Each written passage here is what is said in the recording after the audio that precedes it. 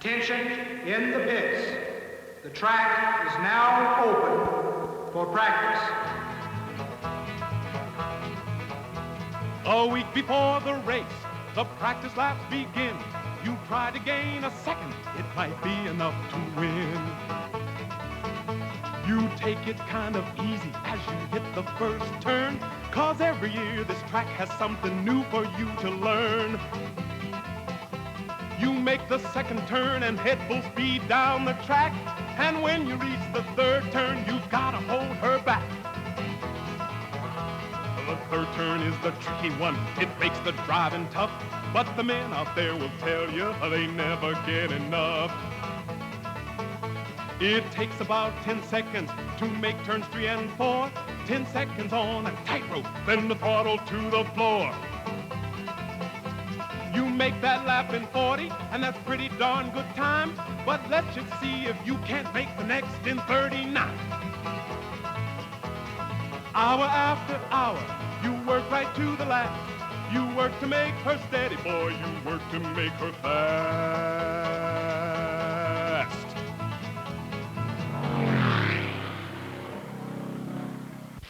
An electric tension races through the garage area as car after car qualifies at 130 miles an hour or better. They work for hours to gain half a second.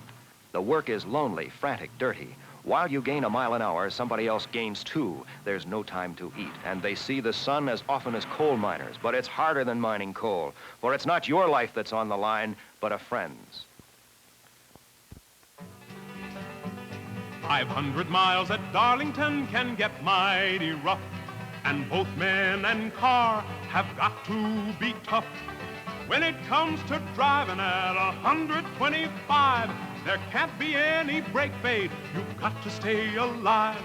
Champion stock car drivers stop with Grey Rock every time. You can't buy a better brake lining to save your life.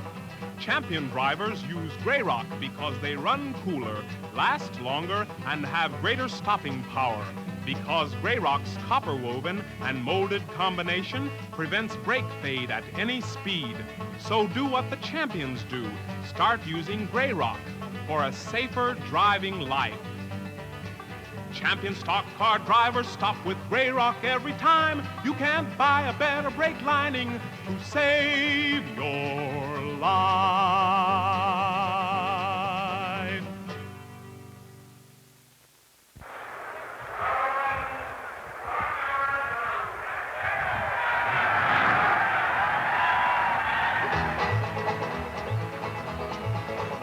Let me tell you the story of the men of Darlington and the Southern 500, biggest race that can be won. Racing for big money, but that's not the biggest thing. It's the glory when you finish first, drive to the winner's ring. 41 of the fastest cars raring to go, 41 of the toughest drivers you will ever know.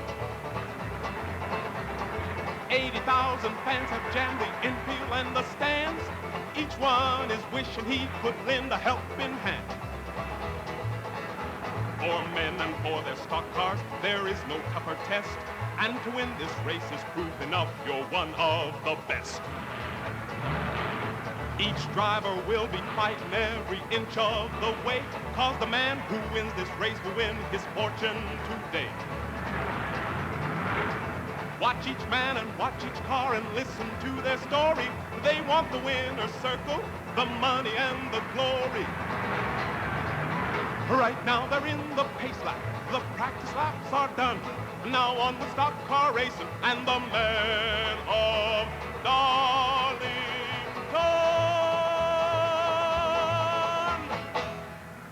The next time they head into the first turn, they'll be flat out inches apart.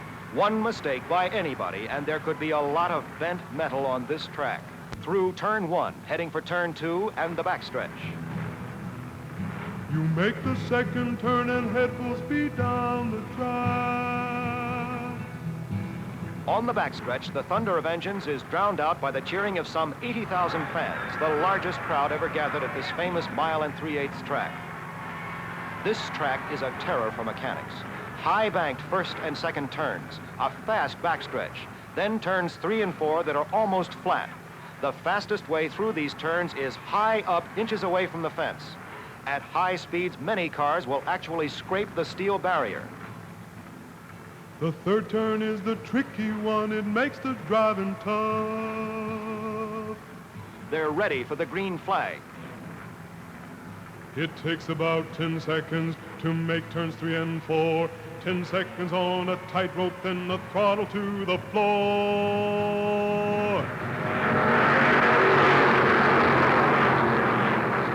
They're racing. Fred Lorenzen jumps to the lead.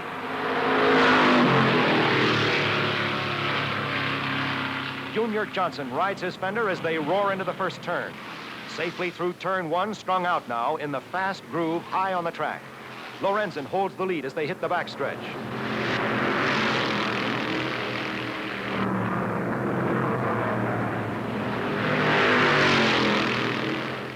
Lorenzen's Ford sets a record-shattering pace for lap 1, but Johnson isn't impressed. He swings wide coming off the 4th turn.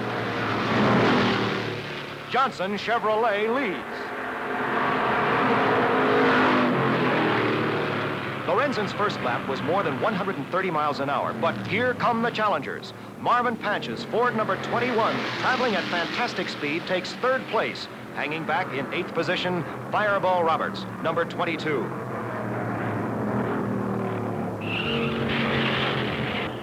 Ed Livingston bashes the fence and slides across the track, out of the way of faster cars. There's no danger and no caution flag. The race goes on at record speed. Panch takes 2nd place, catching Fred Lorenzen, then sets his sight on the front runner, Junior Johnson.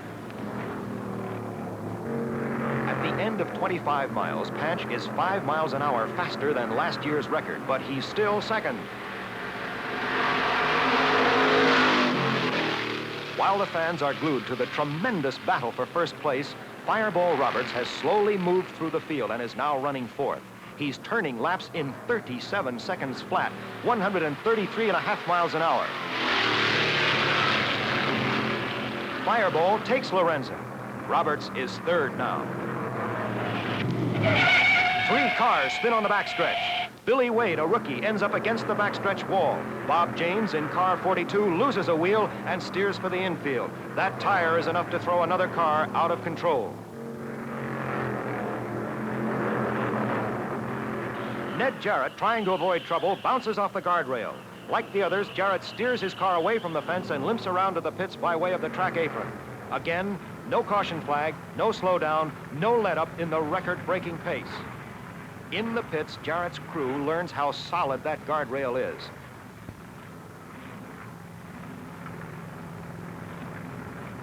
Jarrett's Ford will run again, but the former national champion hasn't got a hope of finishing among the leaders. 100 miles down, 400 to go, and regular pit stops begin. Junior Johnson roars down the pit road at 90 miles an hour, his crew frantically slowing him down, afraid that sharp stones or bits of metal will blow his tires. Johnson, like the others, hopes to run this race with 4 pit stops. The crew can refuel and change 2 tires in less than half a minute, but half a minute is almost a full lap, and nobody can spare that kind of time. The cars and the men are wilting in the heat of competition. Richard Petty's Plymouth is sidelined with carburetor trouble. Richard and his dad, Lee Petty, work furiously to get back into the race, but once the hood is up on a car, there's almost no chance to win. Fireball Roberts eases his Ford into the pits. The crew jump on a car that's run 100 miles in 44 minutes. Although Roberts' speed is more than 130 miles an hour, he's never been better than 3rd position. But there's a long race ahead, and Fireball, who won 5 years ago, knows the showdown may be miles away. With the first pit stops behind them, the men and cars settle down to a long afternoon of speed. How long is 500 miles? 500 heartaches and 500 trials. It's New York to Toronto, Des Moines to Green Bay, Springfield to Dodge in half of a day, New Orleans to Dallas between 8 and noon, Chicago to Omaha in one afternoon, From Denver to Salt Lake City, they say, from here to eternity, the Darlington way. My tires are thin, and I sure need a rest, but I'm out here to show 'em I'm one of the best. How long is 500 miles? 500 heartaches and 500 trials. I'll never quit till this race is run, but it seems like forever since lap number 1. At the halfway point, 250 miles, all existing track records have been broken. With no accidents or caution flags to slow the front runners, the fierce competition has forced lap speeds higher and higher. Marvin Panch has the lead, but 3 other cars trail by a few seconds. Suddenly, one of these, Fred Lorenzen, makes an unscheduled pit stop. One wheel is out of balance. 25 seconds later, Lorenzen is back in the race, but this stop puts him a lap behind the leaders. Johnson's Chevy and Roberts Ford are battling for second place. Johnson has been driving the only way he knows, hard, and his mechanic, Ray Fox, is worried. Roberts has paced himself during the first 300 miles and taken advantage of fast pit stops. But Johnson has been running hard since the first lap. Suddenly, there's a signal from Johnson that he's coming in. His crew is ready. As Fireball Roberts roars down the straightaway, Johnson makes an unscheduled pit stop.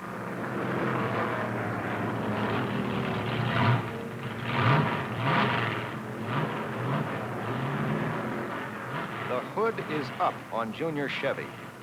A cracked cylinder has overheated the engine. Johnson, the poultry farmer from Ronda, North Carolina, has overcooked this bird. Junior Chevy, after running 134 mile-an-hour laps, is out of the race. Ray Fox, Junior's mechanic, has nothing to worry about anymore. But Marvin Panch does. Fireball Roberts is running him down.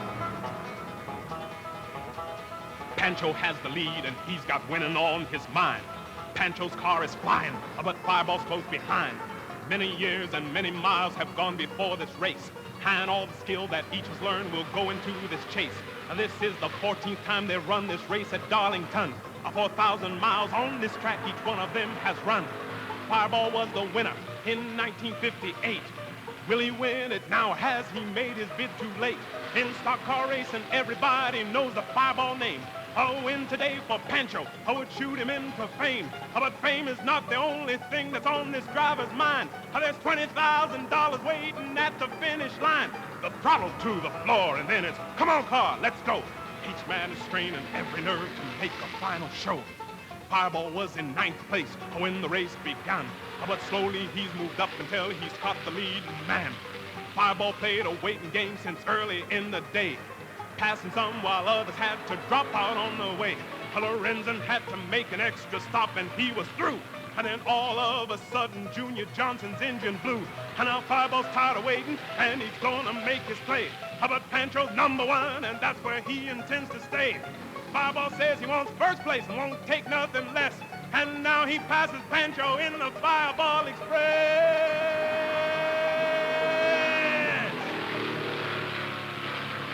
400 miles away from the starting line, Fireball Roberts takes the lead.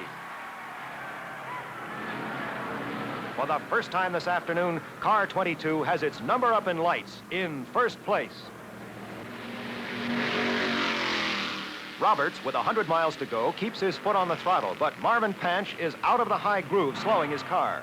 Panch is heading for the pits, and he's having trouble trying to slow down. He's trying to coast to a stop, cutting his wheels from side to side. Hydraulic line failure has left Panch without brakes. As Panch crawls into the pits at 5 miles an hour, Roberts is running wide open. With Panch in the pits, Fred Lorenzen takes second place, riding hard and fast on the comeback trail.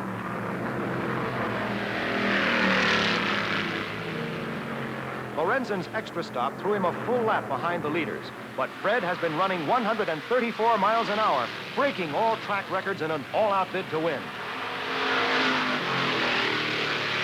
Robert's crew knows that Lorenzen must make one more stop. He doesn't have the fuel to go the distance. Roberts is told to slow down. The tread is worn on his right front tire, and he's still got 40 laps to run. Lorenzen takes first place, but his crew warn him that a pit stop is coming up. Lorenzen gets the bad news and roars into the pits to take on fuel and tires. As Freddy stops, Fireball Roberts goes back into first place. The time it takes to drink that cup of water is worth $10,000.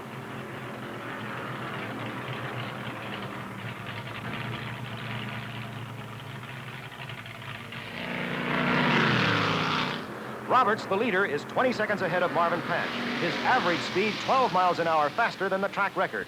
Panch is racing down to the checkered flag. As long as there's no traffic, he's all right. But he can't hold power into the turns to pass other cars. Glen Wood, his mechanic, watches helplessly. Lorenzen keeps the pressure on Roberts, although a lap behind with time running out. Roberts, his tires threadbare and his fuel almost gone, moves out of the way as Lorenzen gets back in the same lap.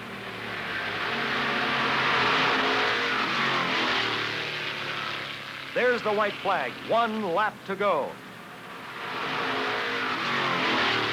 Roberts rounds the track for the last time as the crowd comes to its feet, watching racing history as it is made. There's the checkered flag. Fireball Roberts, driving Ford number 22, wins the 14th Southern 500 in record time. 500 miles in 3 hours, 51 minutes. It will take another 500-mile race without a caution flag to top this amazing speed. Marvin Pancho finishes second, a brave and brilliant race behind him. It just wasn't our day, he said. With a little luck, we could have won. Roberts rolls his Ford to the winner's circle. Roberts is tired, battered, but a winner. With all that I had in me, I fought to win this race. And I fought until I won it. Now I'll take the winner's place. I was running on thin air. My tires were almost gone. My gas was running low, but something told me to hang on. I knew that it was touch and go right to the finish line. But my car and me, we made it, and the victory is mine. 500 miles are over, and the victory is mine. My pit crew and the cheering fans helped drive me to the line. Bring on the pretty girls, take all the pictures that you want. Let the world know when this race was done, I was the man up front. On the toughest track in racing, in the toughest race I've won against the very best, the men of Darlington. I've won against the very best, the men of Darlington. Sharing Fireball's glory, his mechanic, Jack Sullivan. Roberts' purse is more than $22,000, another Darlington record. With this victory, Roberts boosts his year's winnings to $60,000. Lorenzen, finishing third, increased his year's earnings beyond the $100,000 mark. Roberts' speed at 129 miles an hour is almost 12 miles an hour faster than the record set a year ago by Larry Frank. Fireball Roberts' winning car, the next 4 and 9 of the first 10 across the finish line, were all equipped with Gray Rock brake linings. Winning drivers in stock car racing know you can't buy a better brake lining to save your life.